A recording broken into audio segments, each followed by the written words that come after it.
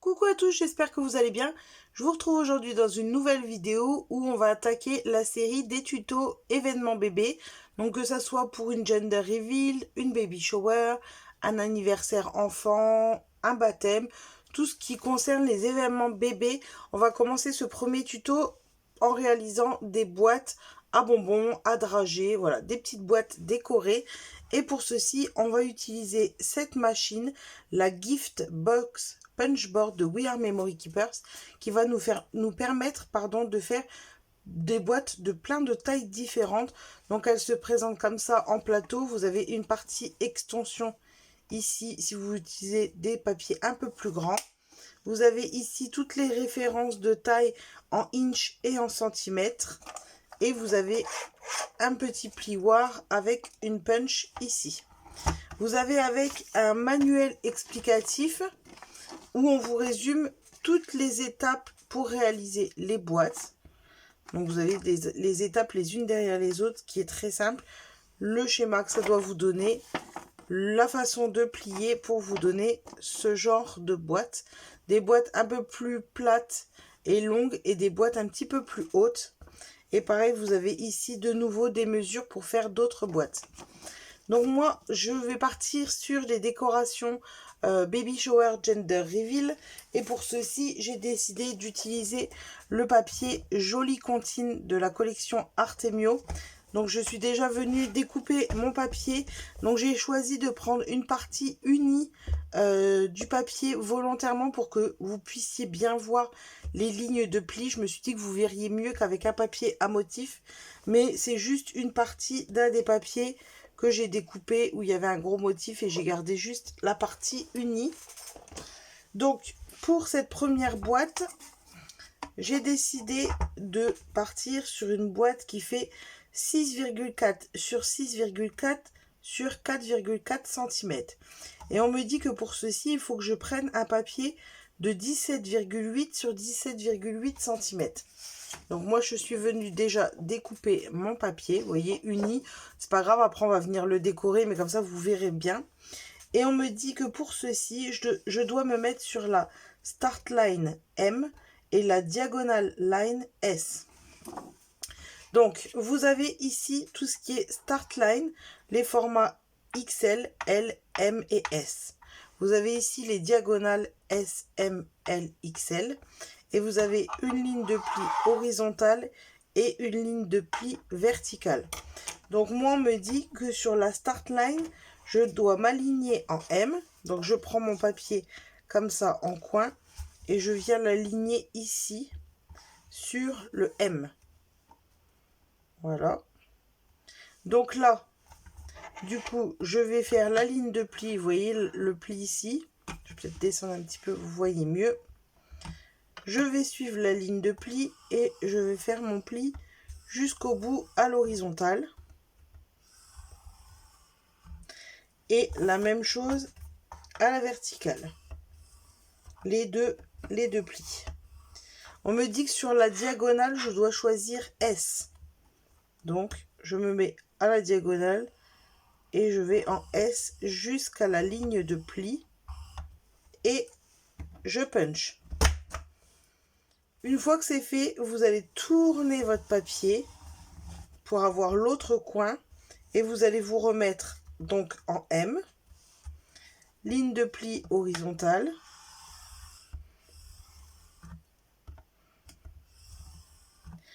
ligne de pli verticale, la diagonale S et je punch. Pareil, on retourne le papier, toujours en M, la ligne horizontale, la ligne verticale, la diagonale S et on punch. Et même chose pour le dernier coin. Je vais faire un petit peu plus rapidement. Je pense que là, vous avez compris. Horizontale. Verticale. La diagonale S. Et je punch. Ça va vous donner déjà ceci. Donc là, vous avez toutes vos lignes de pli. Vous allez retourner votre papier dans l'autre sens. Vous allez venir le remettre en M, aligner M. Et là, vous punchez. Là, il n'y a plus de trait à part aligner en M et puncher. On tourne, même chose, aligner M. On punch. On tourne, même chose, aligner M. On punch. Et dernier tour, aligner M. On punch. Et là, vous avez votre boîte qui est quasiment finie. Maintenant, la prochaine étape, donc ça, je vais pouvoir le replier. On va venir mettre nos 4 coins sur le côté ici. Alors, bien au fond. Et vous punchez. Ça va vous faire les petites encoches pour venir fermer votre boîte. Donc, vous faites la même chose pour les 4 côtés.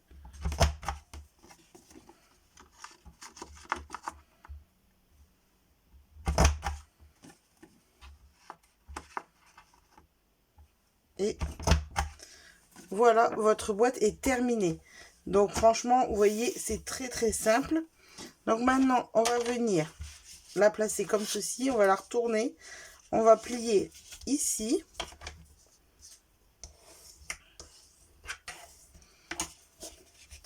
En face.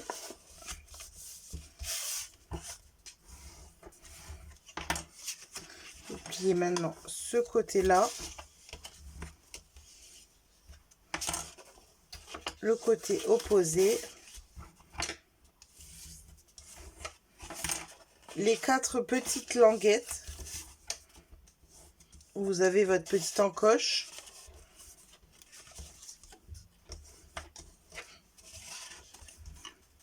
après si vous suivez le manuel, c'est très très bien expliqué. Moi je m'en étais jamais servi, j'ai utilisé le manuel et c'est vraiment très très simple. Ce qu'il faut faire surtout attention, c'est bien de prendre en compte le start line et le diagonal, parce que si vous avez la start en M, ça ne veut pas dire que la diagonale vous l'avez en M. Les coordonnées sont pas les mêmes, donc il faut bien faire attention à ça. Donc une fois que c'est plié, il vous reste les angles là que vous venez plier comme ça en intérieur, et ça se forme tout seul. Hop, on vient plier à l'intérieur. Même chose ici. Et le dernier qui vous donne ceci. Donc là, votre boîte, elle est quasiment finie. Vous la repliez. Vous venez accrocher les 2 encoches l'une dans l'autre.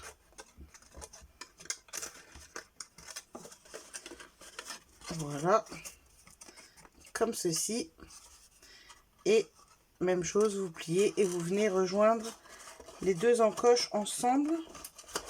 Je suis un peu loin, je suis désolée. Alors, tout se décroche parce que je le fais de loin pour vous montrer. Mais j'accroche et je vous montre. Voilà, donc j'en ai refait une à côté. Voilà ce que ça vous donne, les petites boîtes. Alors moi j'ai choisi ce format là, mais vous avez plein de formats. Vous pouvez également les faire un peu plus allongés. Vous avez vraiment de toutes les tailles. Plus plate, plus haute, plus large. Vous avez vraiment tous les formats, mais moi je vais rester sur ce format là. Et maintenant je vais passer à la partie décoration de ces boîtes. Et pour ceci, je vais utiliser donc la ficelle de lin de Artemio 100% naturel.